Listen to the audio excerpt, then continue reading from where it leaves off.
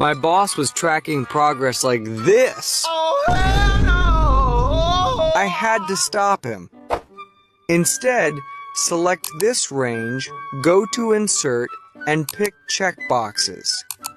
Now go here and enter a countif formula to get the percentage of completed activities. Go to Conditional Formatting and select Color Scale. Choose your colors and confirm. Now go here and enter an if formula. So when we reach 100%, it will display completed, otherwise in progress. And that's it. Did you know that?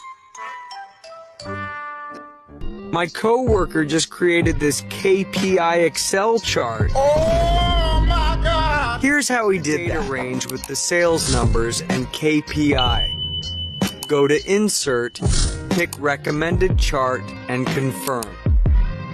Now change the chart type into a combo chart and set the KPI as a line. Remove the title and move the chart where you want. Then change the style, hide the grid lines, and move the legend. Double-click on the series and hide the line.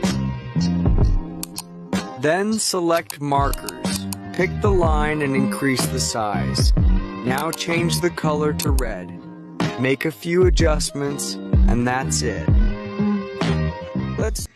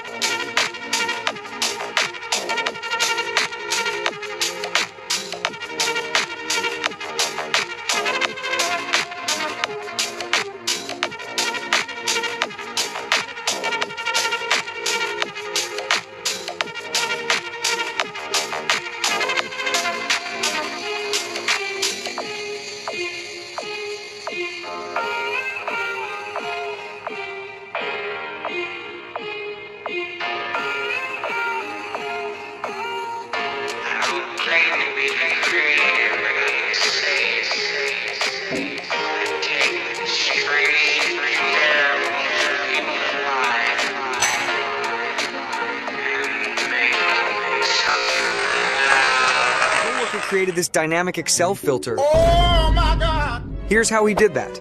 Go here and input the sort and filter function. Now select the data range we want to display. Pick the list with the names and set the condition equal to the name we have here. Close the brackets, then input the column number we want to sort by. In this case, it's the date, so use 2. Pick the sorting order, and that's it. If we change the name, the values will update automatically.